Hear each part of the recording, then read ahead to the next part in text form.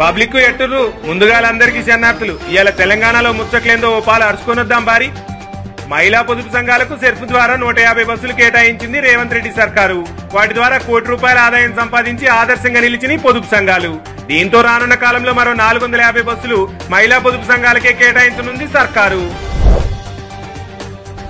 రేవంత్ రెడ్డి సర్కారు పేదల కోసం కేటాయించిన 3 లక్షల ఇందిరమ్మ ఇళ్లలో ఇప్పటికే 1,36,000 ఇందిరమ్మ ఇళ్ల నిర్మాణం మొదలైందుల్లో అందులో 1,347 ఇళ్లకు స్లాబులు కూడా పోసిర్రట.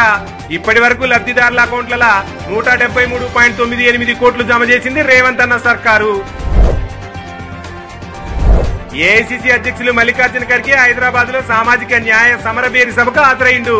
కాంగ్రెస్ ప్రభుత్వ విధానాలను ప్రజలకు వివరించడంతో పాటు గ్రామ కమిటీ అధ్యక్షులతో మాట్లాడిండు. పార్టీ బలోపేతానికి దిశానిర్దేశం చేసిండు. తెలంగాణను వివిధ రంగాల్లో దేశంలోనే నెంబర్ 1 గా నిలిపేందుకు మన సీఎం సాబు రైజింగ్ 2047 ప్రకటించిన సంగతి తెలిసిందేనా.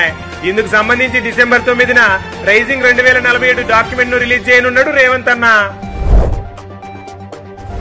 ఈ కార్ రేస్ స్కామ్ల విచారణకు హాజరైన ఐఏఎస్ అధికారి అరవింద్ కుమార్ తనకు కేటీఆర్ వాట్సాప్ ఆదేశాలు జారీ చేయడంతోనే 45 కోట్లు విదేశాలకు బదిలీ చేసినమని చెప్పిండట.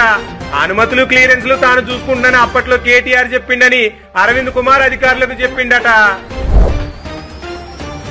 ఇక దేశంలో అత్యధిక వేతనాలు ఉన్న నగరాల్లో హైదరాబాద్ నెంబర్ 1 గా నిలిచింది.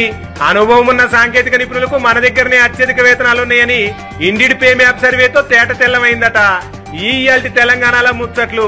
మరిన్ని ముచ్చట్లతో మళ్ళా రేపు కలుసుకుందాం. అందాక ఉంటా మరి. Tata, bye bye.